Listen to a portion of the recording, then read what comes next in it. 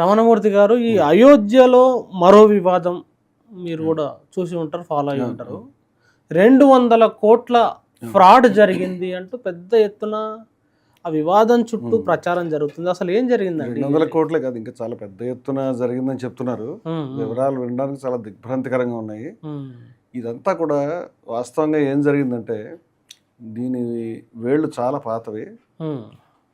దురదృష్టం ఇది. భగవంతుడు కోట్లాది హిందువులు భారతదేశంలో దేవుడిగా నిత్యం తలుచుకునేటువంటి శ్రీరామచంద్రుడు, ఆయన ఇవాళ దొంగల చేతిలో చిక్కుపడ్డానికి అనిపిస్తుంది.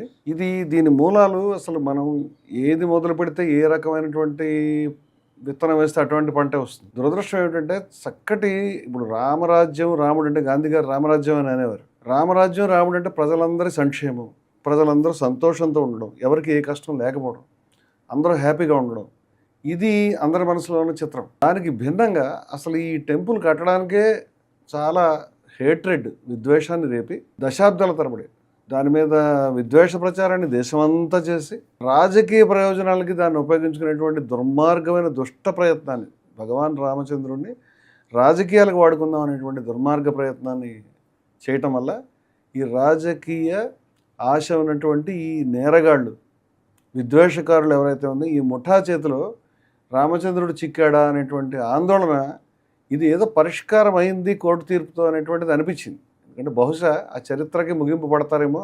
చరిత్ర పాతదండి. ఇవాళ మీరు వింటున్నటువంటి ఈ నిధుల కైంకర్యము, దోపిడీ, మోసం రకరకాలుగా మనం వింటున్నాం. శ్రీరామచంద్రుడికి అర్పించినటువంటి, భక్తులు సమర్పించినటువంటి ఆయన ఆభరణాలు చోరీకి గురైనాయి. ఆయనకి ఎంతో ప్రేమతో ఎంతో భక్తితో సమర్పించినటువంటి కానుకలు, అలాగే డబ్బు, అదేవిధంగా భూమిని 17 రెట్లు దాన్ని పెంచి దాన్ని కొనుగోలు చేసి దాన్ని 100 కోట్లు సంపాదించుకోవడానికి మార్గంగా మలుచుకున్నారు అనేటువంటిది ఇవాళ వింటున్నాం. కానీ నేనంటున్నది ఏమిటంటే, ఇదేమి కొత్త ఆరోపణ ఏమిటి కాదు. ఇటువంటి ఆరోపణలు వీళ్ళు మొదలుపెట్టిన మొట్టమొదటి రోజు నుంచి ఇవి జరుగుతూనే ఉన్నాయి. స్టార్టింగ్ నుంచి ఇలాంటి ఆరోపణలు ఉన్నాయండి. డే వన్ చాలా తీవ్రమైన విషయాలు, హిందువులంతా తెలుసుకోవాల్సిన విషయాలు ఉన్నాయి ఇక్కడ. దీంట్లో కేవలం ఈ 2 రోజులు 3 రోజులు డెవలప్మెంట్ చూడడమే కాదు. అంచేత నేను చాలా ఆందోళన పడుతున్నాను ఈ విషయం మీద. మనం ఇవాళ డెవలప్మెంట్ విషయం చూసుకునే ముందు అసలు ఏం జరిగింది, అంతకుముందు ఏం జరిగింది? అసలు అంతకుముందు మనం వెనక్కి వెళ్తే 49లో అయోధ్యలో కొన్ని విగ్రహాలు ప్రత్యక్షం కావటం ఏం లేదు, తీసుకొని పెట్టారు. బహుశా అది కమిట్మెంట్ అని అనుకుందాం, ప్రేమ భక్తి అనుకుందాం. ఎవరైతే పెట్టారో వాళ్ళు దాన్ని చెప్పారు కూడా, కెమెరాల ముందు మేము చేసామని చెప్పినటువంటి కూడా మనకు పాత వీడియోలో దొరుకుతాయి. అదేమీ తెలియని విషయం కాదు. తర్వాత ఈ ఆలయాన్ని క్లోజ్ చేయటం, తాళాలు వేయటం, కొంత భాగం హిందువుల చేతిలో, కొంత భాగం ముస్లింల చేతిలో ఆ కాంపౌండ్ ఉండిపోవటం. తర్వాత దాన్ని రాజీవ్ గాంధీ గారి హయాంలో అక్కడ చిన్న కోర్టు తీర్పు వల్ల ఆ తాళాలు తెరవటం, ఆ తాళాలు తెరిచిన తర్వాత శిలాన్యాస్ అక్కడి నుంచి జరిపించుకోవటం. శిలాన్యాస్ అంటే అంతకుముందు ఎప్పుడైతే ఇందిరాగాంధీ గారు చనిపోయిన తర్వాత 1984లో చనిపోయారు వారు. 84 చనిపోయిన తర్వాత జరిగిన ఎన్నికల్లో బీజేపీ పార్టీకి 2 సీట్లు వచ్చినాయి. అప్పటిదాకా గాంధీ సోషలిజం వాళ్ళు చెప్పిన మాటలు చెప్పారు. మొదలుపెట్టారు అసలు బీజేపీది. ఇవాళ గాంధీని వాళ్ళు ఏమంటారో ఎలా తిడతారో మనకు తెలిసిందే. వాళ్ళు మొదలు సోషలిజాన్ని తిడతారు. ఆర్ఎస్ఎస్ యొక్క హోసబాలే గారు వచ్చి సోషలిజం పదాన్ని రద్దు చేయమంటారు. గాంధీ అంటే చెప్పక్కర్లేదు, ఆయన జాతిపిత కాదనే దాకా వచ్చేసారు. ఇప్పుడు ఈ గాంధీ సోషలిజంతో మొదలుపెట్టారు వీళ్ళు ప్రయాణాన్ని. మొదలుపెట్టిన తర్వాత వీళ్ళకి 84లో ఇందిరాగాంధీ గారు చనిపోయిన తర్వాత ప్రజల్లో వచ్చిన సానుభూతి వెలువలో వీళ్ళకి ఓట్లు దక్కలేదు, సీట్లు దక్కలేదు. ఫలితంగా ఏంటంటే ఆ 2 సీట్లలో 1 సీటు మనకి ఇక్కడ ఎన్టీ రామారావు గారు పుణ్యం వచ్చినటువంటి సీట్. అది ఎన్టీ రామారావు గారిని పదవీచ్యుతుడిని చేయటం వల్ల, ఆయన పట్ల ఉన్నటువంటి సానుభూతి వల్ల ఆయన ఆ ఎన్నికల్లో ఆయన వెంటనే ఆయన పట్ల ఉన్న సానుభూతి ఫలితంగా అక్కడ పార్లమెంట్ ఎన్నికల్లో సీట్లు ఎక్కడం అనేది జరిగింది. అదేవిధంగా ఈ 1 సీటు, ఆ 1 సీటు 2 సీట్లతో వాళ్ళు మిగిలిపోయారు. ఈ ఆవేదన వాళ్ళకు ఉండిపోయింది. ఎట్లా వెనక్కి వెళ్ళాలన్నప్పుడు కేవలం అధికారాన్ని గురించి ఈ రామ జన్మభూమిని అడ్డు పెట్టుకుందాం అనేటువంటి దుష్ప్రయత్నానికి వాళ్ళు ఆ రోజు నుంచి మొదలుపెట్టారు.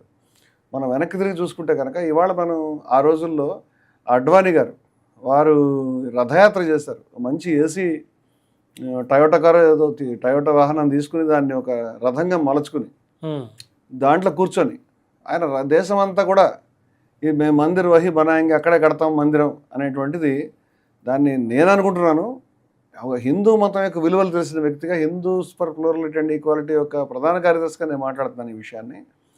అక్కడ అయోధ్య అనేటువంటిది ఒక ప్రశాంతమైన ప్రదేశం అండి. అంతకుముందు మీరు చూస్తే కనుక ఈవెన్ అయోధ్య ఇది కూల్చివేతలు జరిగేదానికి కొంచెం ముందు కూడా అక్కడ మిత్రసేన్ యాదవ్ గారు ఎంపీగా ఉండేవారు.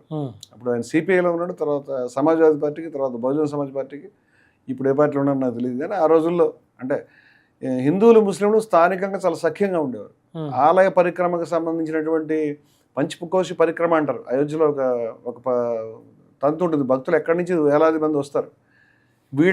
వీళ్ళకి మంచినీళ్ళు ఆహారం అందించడంలో ముస్లిమ్స్ ముందు ఉండేవారు. పంచకోశి పరిక్రమలో హిందువులతో కలిసి పాల్గొనడానికి ముస్లిమ్స్ ముందుకు వచ్చేవారు. అది అవధ్ సంస్థానంలోకి వస్తుందండి ఒకప్పుడు. ఈ అవధ్ అనేటువంటిది సంస్థానంలో నవాబు గారు వాజిద్ అలీ షా అంటారు వారిని. వాజిద్ అలీ షా ఎంతటి ఆయన మత సామరస్యవాది అంటే ఆయన స్వయంగా కృష్ణుడి పైన పాటలు కట్టి డ్యాన్స్ చేసేవాడు.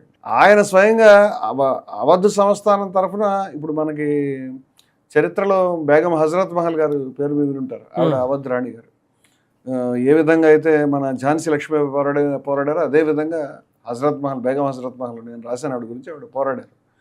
వీళ్ళు అక్కడ అయోధ్య చుట్టుపక్కల అనేక ఆలయాలకి ముస్లిం నవాబులు ఇచ్చినటువంటి ల్యాండ్స్, వాళ్ళు అందించినటువంటి కొన్ని ఆలయాలను కట్టారు కూడా వాళ్ళు. అంటే అంత హిందూ ముస్లింల మధ్య సమైక్యత అందరూ అనుకుంటున్నట్టు కూలగొట్టేవాళ్ళు ముస్లిమ్స్ను.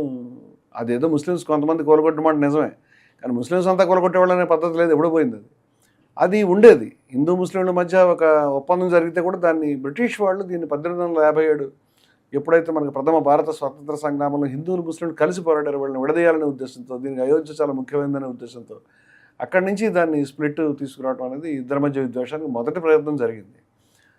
అక్కడ ఎవరైతే హిందూ ముస్లిం పెద్దలు ఒక ఒప్పందానికి వచ్చారో వాళ్ళిద్దరు ఉరి తీశారని కూడా మన చరిత్రలో ఉన్నది. 1857 కంటే తర్వాత బ్రిటిష్ వాళ్ళు ఇదంతా కూడా జరిగింది చరిత్ర. అదంతా మన చాలా లోతుకి 49లో ఇది విగ్రహాలు పెట్టడం, తర్వాత మనకి 80లలో ఆ ప్రాంతంలో దీనికి సంబంధించినటువంటి ఆడ్వాణి గారు ఇది నడవదు అంటే అప్పటిదాకా మీరు చూడండి క్లియర్గా సీట్లు లేవు. ఏది మనకి గాంధీ హోటల్ వల్ల సీట్లు రావడం లేదు.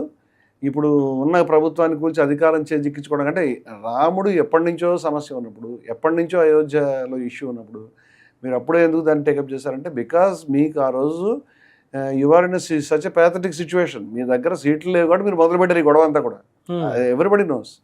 దాన్ని ఎక్కడెక్కడ ఆయన రథయాత్ర తిరిగాడో ఆ ప్రాంతం అంతా నెత్తుటి చారలే. ఆయన రథం చక్రాలు నడిచినటువంటి ప్రతి దారిలో కూడా మత కల్లోలాలు, హత్యలు, లూటి ఆ తర్వాత అన్ని చోట్ల జరిగినాయి. మీరు కనుక ఆ రూట్ మ్యాప్ గీసుకుని ఆ ప్రాంతాల యొక్క చరిత్రని మీరు 80లకి 90లకి మధ్య చూస్తే అసలు మండనటువంటి ప్రాంతం లేదు. ఇంత అవసరమా అని అంటే ఒక మహనీయుడు ఏదైతే మర్యాద పురుషోత్తముడు ప్రజలపై అందరూ సంక్షేమం ప్రేమ కోరుకున్నటువంటి మహనీయుడి యొక్క ఆలయాన్ని కట్టుకోవడానికి ఇదే తప్ప వేరే జనాలు రెచ్చగొట్టడం చంపడం తప్పితే వేరే దారి లేదా అంటున్నాను నేను.